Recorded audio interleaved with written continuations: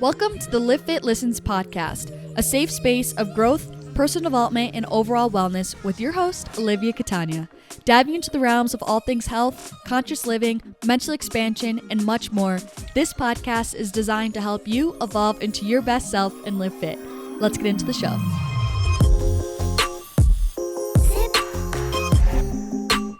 Hello, you guys. Welcome back to another episode of the Livfiit Listens podcast. Today we're on episode 70 freaking 7. Hope you guys are all doing so well. I also just want to freaking say thank you. Like, honestly, I haven't said that in ages. Just literally to all of you guys, especially if you're someone who is an avid podcast listener and you're here every week. Like, thank you so freaking much for just like hearing me. And, you know, I could be sitting here talking all day long, but it's you guys that's actually like listening to me that like has made this everything that it is. So I just want to say thank you guys so much. Like, I appreciate you guys taking the time to hear me out and like just like care about what I have to say so dang much. And I hope nothing more than just that this podcast like helps you guys and inspires you more than anything. And I hope it gives you a sense of resonance or feeling like, you know, I am a friend just on the other side of your headphones, I guess, or your car speakers or whatever the case may be. And I just hope that this podcast feels like a warm hug to you and helps to give you some encouragement and some guidance to live your best life, you know? I was thinking about my gratitude for today, and I have so many things like at the top of my mind that I'm thankful for. Number one is there's an acai truck in my town now. If you watch my YouTube channel, if you've been around on my Instagram, this is no new news. They've been around for like 3 weeks now, and I love them. And I was able to go get an acai bowl this morning and walk around, and it just was like so fun and nice, and I love their acai, and I'm so thankful for it. Another thing I'm feeling really thankful for is this. I have a new work opportunity, which it's not that I can't share. I'm just not going to share it yet because it's so early stages. But I have a work opportunity that I'm really excited about and I feel super grateful for. Like, I'm so unbelievably thankful that the uni like felt that I was ready for this and was able to grant me this.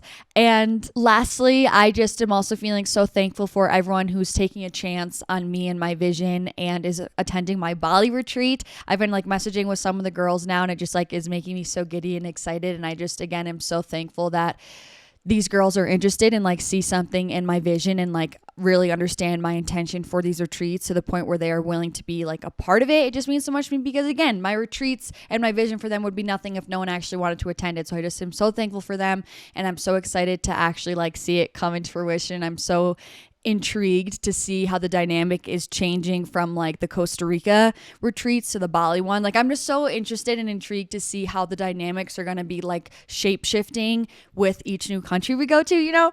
Anyways, it also reminds me that I did want to announce this. I did speak about it on my Instagram and on my YouTube, but the other week I had a meeting with Trip, which is the company that helps me plan these retreats. And they let me know that there's a payment plan available. So I want to make sure that I communicate this to you guys because I know money can be a very limiting factor when it comes to being able to attend these retreats. So basically, the payment plan gives you the option to pay your ticket over the course of either 6, 12, or 18 months, which is phenomenal. And I know that can be so helpful to like just being able to pace yourself and giving yourself some more time to pay off the ticket as well. So I was so excited when I heard that on your guys' behalf, because right now, if you don't do the payment plan, basically you just have to pay 25% of the ticket price up front, and then you have up until 90 days before the trip starts to pay the ticket off in full. So you don't have to pay it off in full anyways upon booking, only 25% off to secure your spot. But now, if you need something even more accommodating, you can choose to pay off your ticket over the course of 18 months and just have a balanced, you know, payment throughout the 18 months, which I know could be very helpful. I do know that you have to actually select the payment plan. It's something you apply for. It's not hard to get into, but first you have to like apply for it, get approved for it, and then you make your first payment like through the payment plan. So you can't like pay some of it and then switch to a payment plan. Like, you have to choose the payment option all the way through upon booking. So do with that information what you will. I just want to make sure I communicated that with you guys as well, because I want to make sure I'm giving you guys all the tools to make the decision that's best for you. If you want to come on this retreat, again, this retreat is happening May 2nd to May 9th of 2024. We're going to Bali, and I'm doing a lot to make sure I'm getting the word out. I want to make sure that everyone's hearing about it, because since it's a longer haul, we definitely have to get our flights earlier rather than later. So I want to make sure like people are really thinking about coming, you know, really thinking about solidifying their spots. We can work to get their flights sooner rather than later. I am going to be hosting 6 different workshops. There's going to be daily journal prompts with corresponding affirmations for you to reflect on personally, and And then we're going to be visiting some of those journal prompts in workshops together. So in the workshops, we're going to be doing meditations, journaling, and some movement, which I'm really excited about. We're going to be doing waterfall hikes. We're going to be snorkeling, taking a Balinese cooking class, going toward sea turtle exhibit, like so many fun things.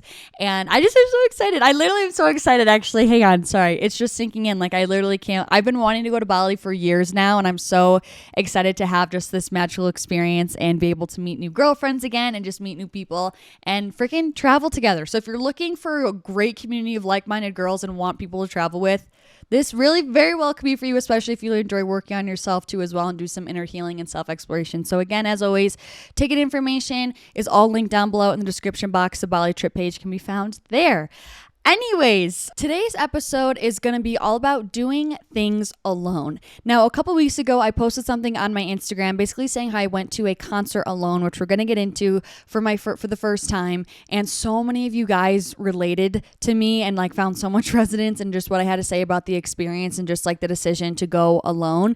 And I just was like, you know what? We're going to freaking talk about this and we're going to open it up on the podcast because I know that so many people, especially that's like similar age to me and all that sort of stuff, like we just are in this period of life where we are just more isolated than we were in the past. And it's just kind of the fact of the matter. I feel like in high school, there's so many almost like built-in friendships, and even in college, just like you're constantly surrounded by a sense of community. You're in common spaces with other peers your age, like between you're taking the same classes, you ride the same bus, you did the same sports, like whatever the case may be, you had the same teacher one year, whatever. It's like there's just these commonalities in the past that made it easier for you to be around people and around your peers and be in common spaces. And we just don't have that as frequently anymore, especially with working from home being way more common now. Like it's even at more of a magnitude. I guess if you are still working like in a normal workplace, it would be kind of similar in the sense of like college where you're around people, but even still, it's like you're not guaranteed having your coworkers be your same age as you and all that sort of stuff. So it's just like now more than ever,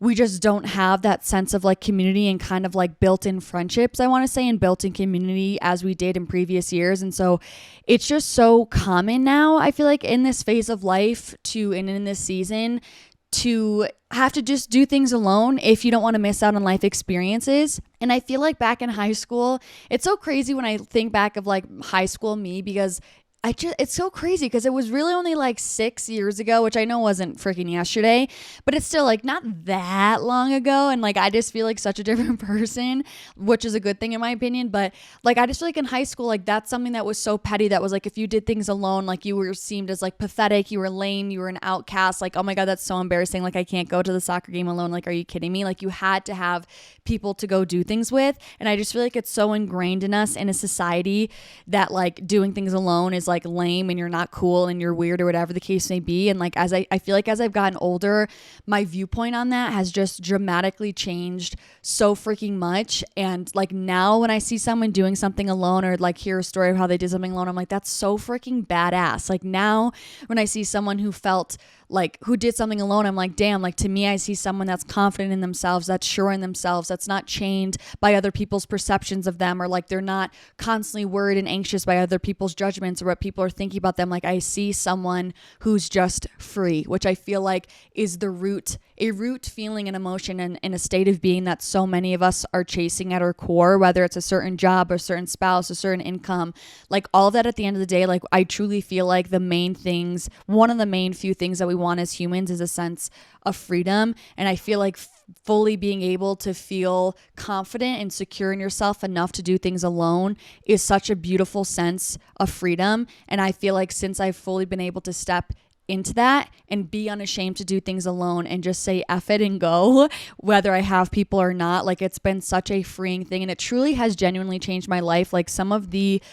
biggest, honestly, I don't want to say all of them, but a freaking majority of my best, most transformative life experiences were the things that I did alone. So we're basically going to dive into all this in today's episode. And my intention with this episode is basically just to really inspire you guys and encourage you and empower you guys to not be freaking afraid to do things alone. Because the fact of the matter is, like, we waste so much time missing out on shit just because we don't have people to do things with. And I just feel like it's so sad and it's so heartbreaking because, on the contrary, not to be morbid, I say this just to be realistic and just to kind of put things in perspective to empower you to live your life now. It's like we keep thinking that there's going to be another time and that we can wait for the perfect time or when there's people to do it with or whatever the case may be. But like, the fact of the matter is we truly don't know how much time we have. Like, and that's just the mere fact. Like, we think, oh, I'll do it when. It's like I hear sometimes of people who, and again, no judgment, I just speak in the sense of how I want to live my life. So for me, it's like I want to seize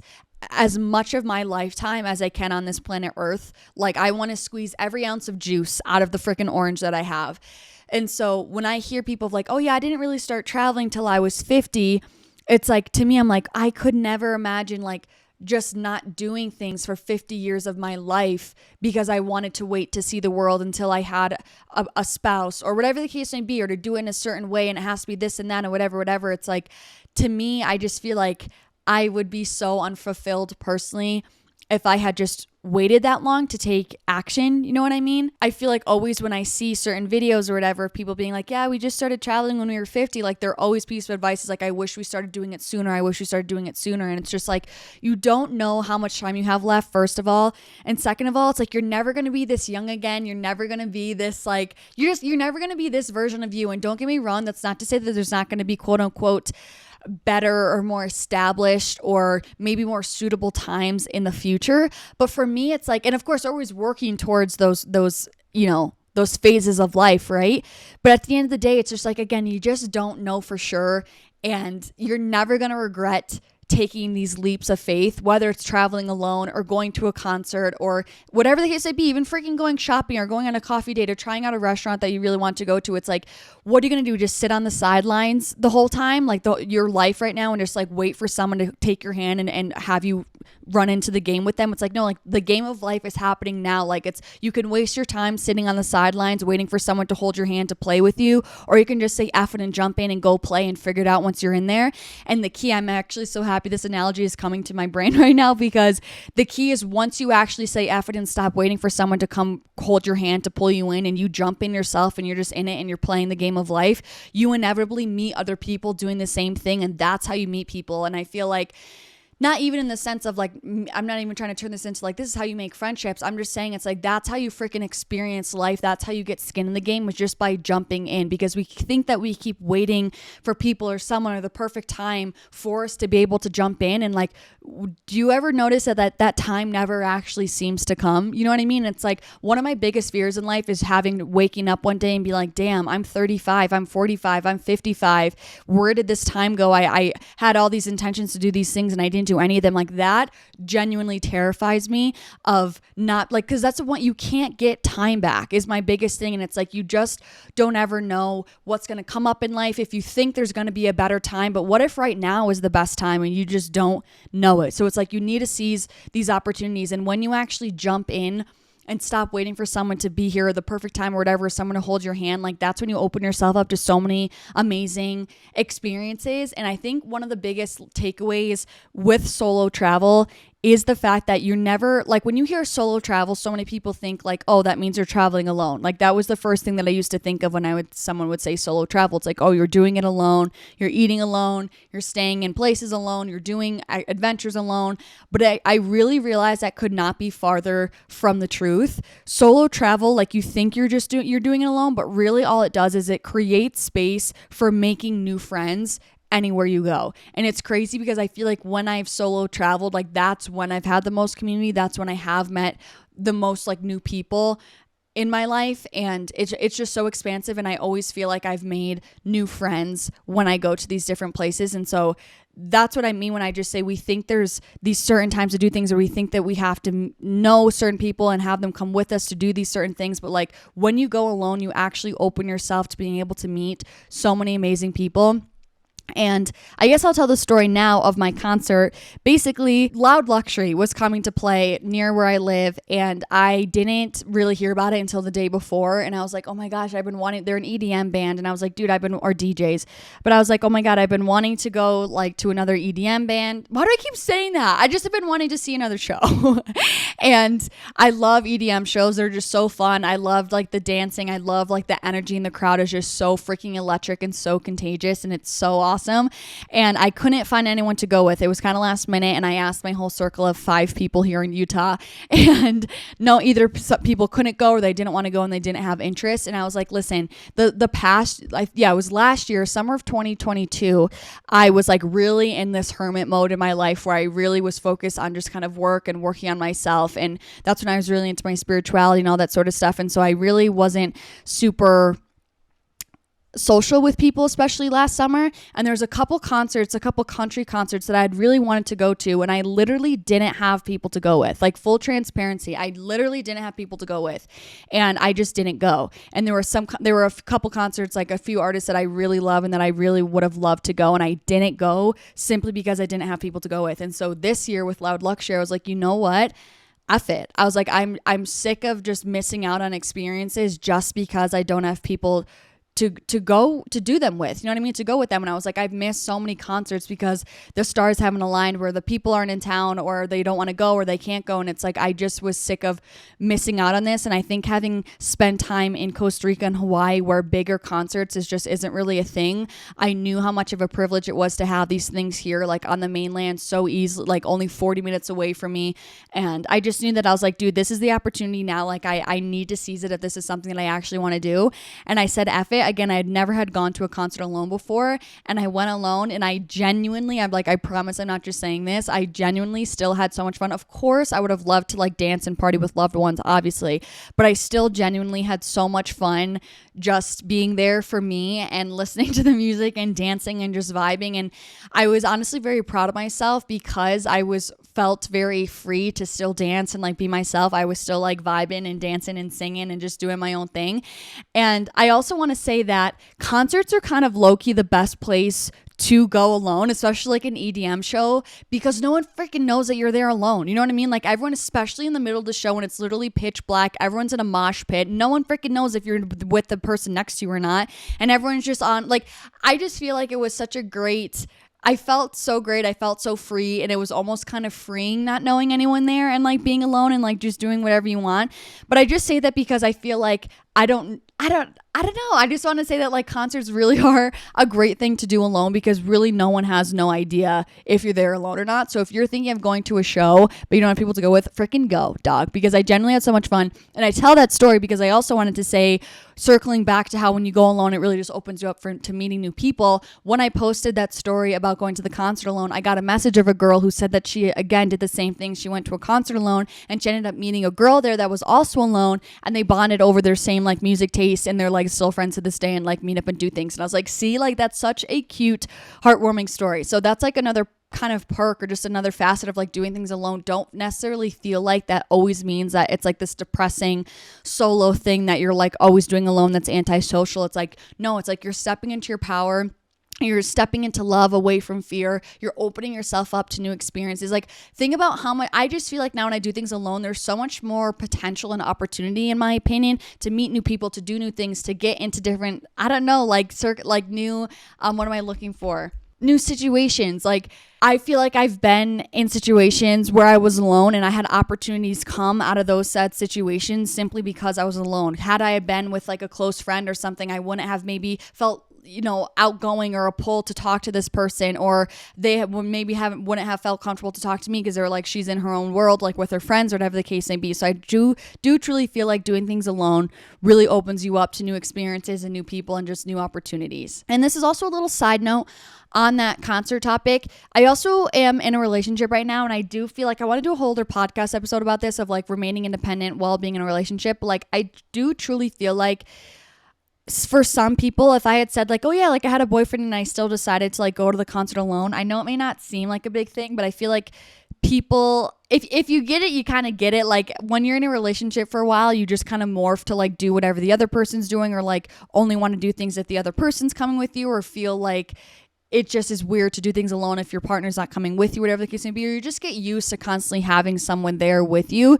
And so I also just want to say, like, even if you are in a relationship, like, don't let your partner like make you feel like you can't do things without them, or don't forget your independence even when you're with a partner, because I feel like remembering that independence and acting on your independence and still doing things alone, taking yourself on dates, going to a concert, or just going to a coffee shop, or just doing things on your own and feeling comfortable in it, I think is still such a superpower. And I think it's actually very critical to still have a healthy relationship. And so I just want to voice that as well, to say like it is worth something. And I think it's really important to make sure you're still exercising your own independence in your relationship in whatever way that looks for you. And I'm obviously not trying to demonize like having people come with you with doing things. That's not my intention with this episode at all. I just don't want you guys to not do things or sit on the sidelines because of the fact that you don't have people to do things with. Like, there were so many experiences in my life that I just truly didn't have people to do them with at the time. I didn't have that person or like those key people that I was like, yes, who are able to do it. Yes, let's go and move there for 2 months. And that could have easily held me back, but I'm so glad it didn't, because I was able to like seize the opportunities and seize that moment where I was in my life and like still be able to cultivate and gather so many experiences, even if it wasn't a quote unquote prime time with like having a sense of community in my life. And I have no regrets for actually doing it and seizing those opportunities. Like, I've had like 3 little mini moves now in my life where I moved and I didn't know absolutely anyone. Like, I went to Spain for 2 months. I didn't know anyone. Granted, that was in college, but I didn't know anyone in my program when I was studying abroad. When I went to Hawaii, I didn't know, and I knew one person there. But again, I lived there for 2 months, moved there with really knowing no one. And then when I went to Costa Rica for 2 months, I didn't know a soul as well. And it's like, those experiences were so transformative to me, and I cherished them so much. And I just am so glad I didn't freaking wait. Like, I'm so glad that I didn't wait. And that's what I really want to like urge you guys with. It's like, don't feel like you need to wait. Don't feel like you can't do things simply because you don't have people to do them with. Like, there's so much life to live, and it's so worth just freaking doing it on your own. And it's like, I am so comfortable. Like, if someone still thinks that I'm weird or whatever, or if it's still weird to go do these things alone, like, F it. I would so much rather be weird and gather so many life experiences than be like scared of this hypothetical judgment when, like, newsflash, no one cares or even knows what you're doing, and not do things alone and like be sitting on the sidelines. You know what I mean? And another thing that's coming to my mind is the importance of romanticizing time with yourself. Like, you guys know an underlying theme of this podcast is just to be able to work on and cherish the relationship that you have with yourself. And I think doing things alone is such a beautiful way to do that. And I think when you really actually do cherish the relationship with yourself, and you genuinely enjoy your own company and can romanticize your time alone, and you're just romanticize your life, like, that's when being able to do things alone becomes way more like easy to you. You know what I mean?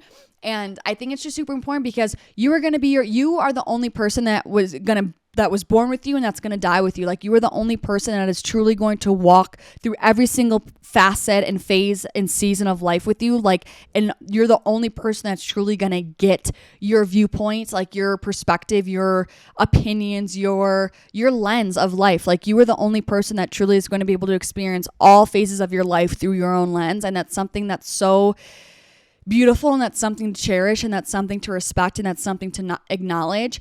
And I think when you really digest that and like truly believe that and harness it, like, that's when you truly can learn to cherish your own company, because you've learned to respect who you are in the relationship with yourself.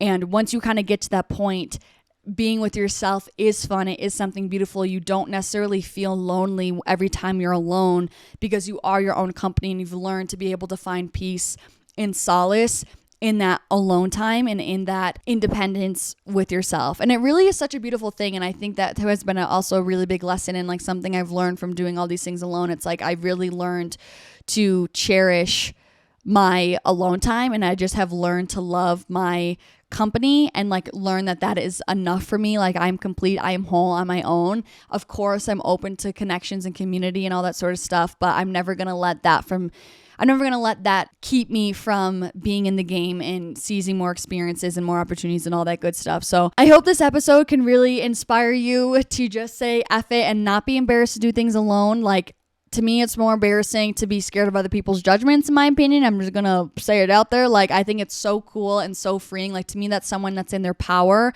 when they're able to do things alone and just say F it and like be brave and go do that. Remember to live in love. Remember to release anyone's hypothetical judgments about you. Like, release your own inner critic is actually another thing that's coming through. Like, I feel like more than anything, again, no one even freaking knows what's every detail of your life. No one knows when you're doing things alone, like whatever, it doesn't matter. And I feel like our own inner critic is the harshest, or our own inner voice is like, wow, you're really lame. Like you can't go do that alone. Like that's so lame for you to be caught in public, like doing something alone. It's really not that deep. And you're the only one that's actually giving you that judgment. No one else is. So get rid of your self-critic, like be kind on yourself. Remember to live in love and not in fear. Like that's your wounded ego.